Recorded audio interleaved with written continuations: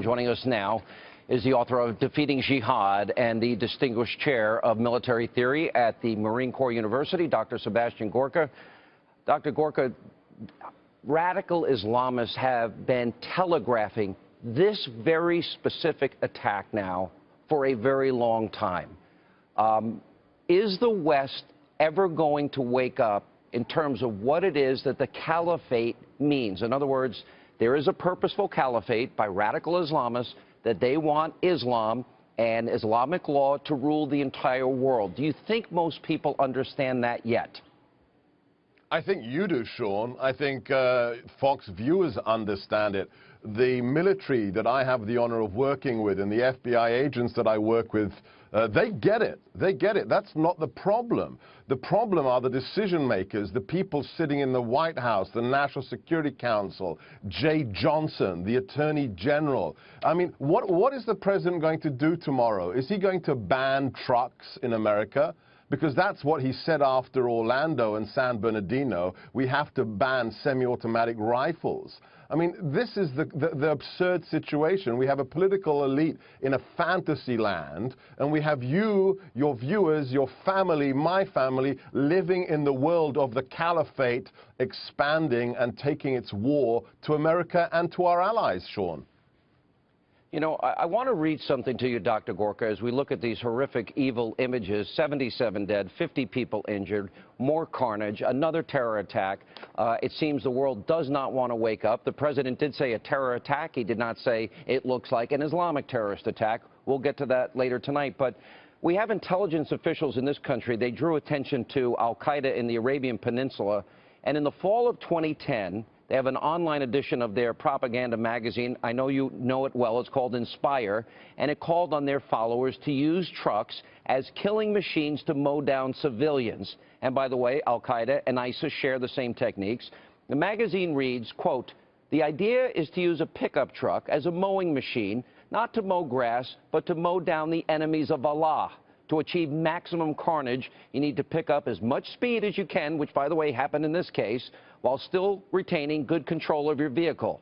The ideal location is a place where there are maximum numbers of pedestrians and at least a number of vehicles. In fact, if you can get through to a pedestrian-only location, that exists in some downtown areas. Now, that was spelled out in 2010, Dr. Gorka, and it seems like the West, and I will include America in this, is not taking this level of threat seriously, which is why we have incident after incident. Sean, this is exactly why I wrote Defeating Jihad. I want to send a very clear message to all Americans. You are on the front line of this war. It's not just the people who wear the cloth of the Republic or who carry a badge or a gun. It's the soccer moms at the soccer game. It's the people picking up their groceries at the grocery store. It's those American kids in a concert, an American concert in downtown Paris or at a Christmas party in San Bernardino. There is no front line on this war. The front line is when you leave your house in the morning. That's the front line. And this is the reality. The enemy has a plan. The enemy is dedicated. And I know one thing, Sean, and you know this as well as I do. If the political correctness continues, we will see attacks like this in America. They will continue to bring the jihad to our shores. We have now 100, it's gone up since we last spoke. We have now killed or arrested 107 ISIS individuals on U.S. soil since the caliphate was declared. Not 7. Dr. Gorka, 107. Many of the topics we've been discussing this presidential election season, immigration, Donald Trump talking about at least a temporary ban on people coming from countries that practice Sharia law. We've watched the Islamization of Europe, and I've discussed it at length on this program and on my radio program. You know, for example, most people don't know that Great Britain has 88 Sharia courts, or that no-go zones actually do exist in France. I know because I've covered it here on this program. But if somebody grows up in a country that believes that men can tell women how to dress, whether they can go to school, whether they can go to work, if they tell women that they can't drive, if a woman needs 4 male eyewitnesses for rape, and you want to come to America, how do we know that you don't want to advance your theocracy, your caliphate, or whether or not you want to assimilate. How can you possibly ascertain what is in the heart of that individual? It goes to the heart, the very heart of this election campaign. Exactly, Sean. Without a doubt, this election, November, will not be about pocketbooks. It won't be about Obamacare or tax rates. It's going to be about innocent people being mowed down as they have been in America and in Europe. It's going to be a national security election. And what are the American people going to want more and more? Just look at Donald Trump's figures in the last 10 days.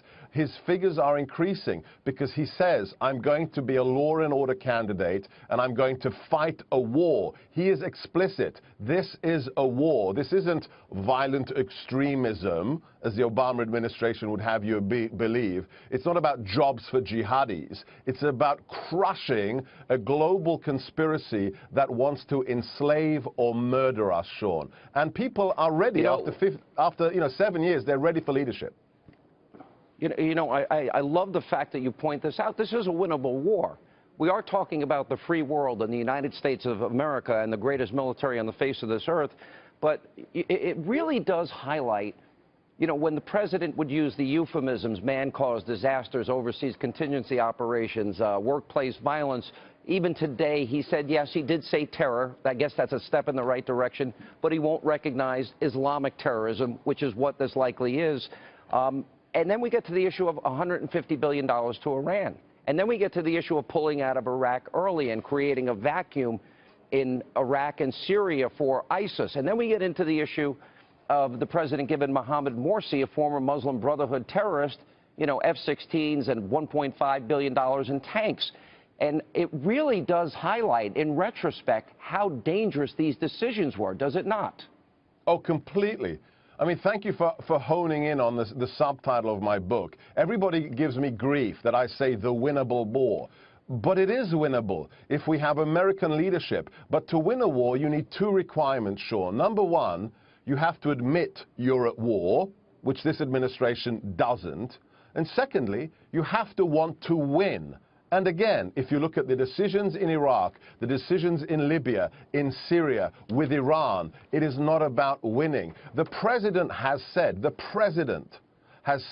global warming is the primary threat to America.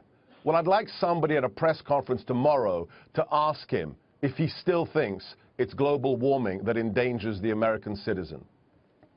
Wow, you bring that up, you bring up jobs for jihadis.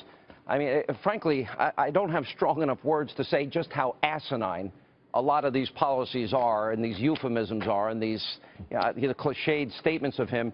The French mayor has spoken out. Now, we watched the unfolding of the refugee crisis all across Europe.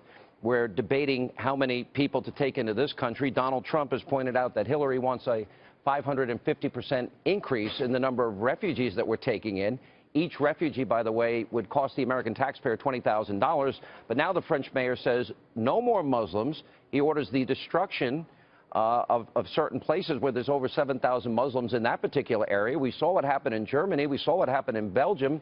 Do you think Europe now revisits the idea of their immigration policies? Well, look, if common sense had any role to play, you think it would. I think the Brexit is an indication of the average person saying enough is enough. I mean, just a couple of data points, Sean. Somebody who tracks these things in the government sent me a map of Nice this evening. Within walking distance of the promenade where the attack occurred is a zone urbaine sensitive, what others have called an enclave. Within walking distance of the attack is an area that does not have full sovereign control by the federal authorities. Secondly, this should make everybody wake up.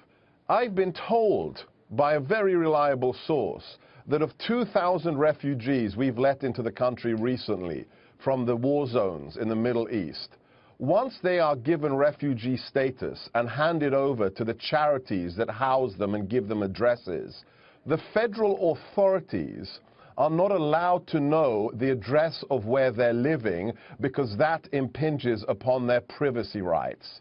Think about that, Sean. Yeah. No, it's profound. It's insanity. It's insanity. It is. I want to lean on your position as the distinguished chair of military theory at Marine Corps University, Dr. Gorka, and I want to ask you this. I look at Vietnam. I look at 58,000 Americans died in that conflict, in that war. I look at Iraq and I look at Afghanistan, and I see that 5,000 American, men and women, American treasure, blood, sweat, financial cost, and tears. And I see in each conflict and war, maybe they start out with all the best intentions. These wars then get politicized in D.C. We end up pulling out early. And the very gains that these Americans sacrifice for are then handed over to the enemy. I don't think we can fight wars this way anymore. We can't have kids go to Iraq or go to Afghanistan and they don't even have up-armored Humvees and knocking door to door, trying to find a single terrorist in one place. You talk about winning this war. How do we win this war without without politics getting in the way and stopping victory? We can't. If we allow politics into the threat assessment or national security, we will continue to lose.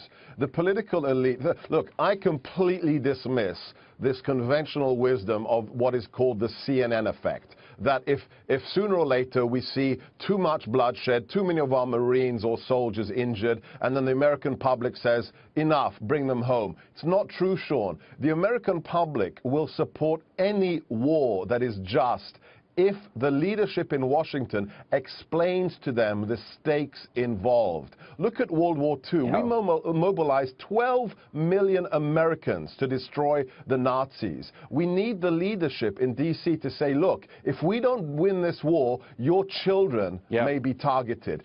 That's what it takes. Dr. Gorka, I always appreciate having you on. I wish, again, we see evil in our time.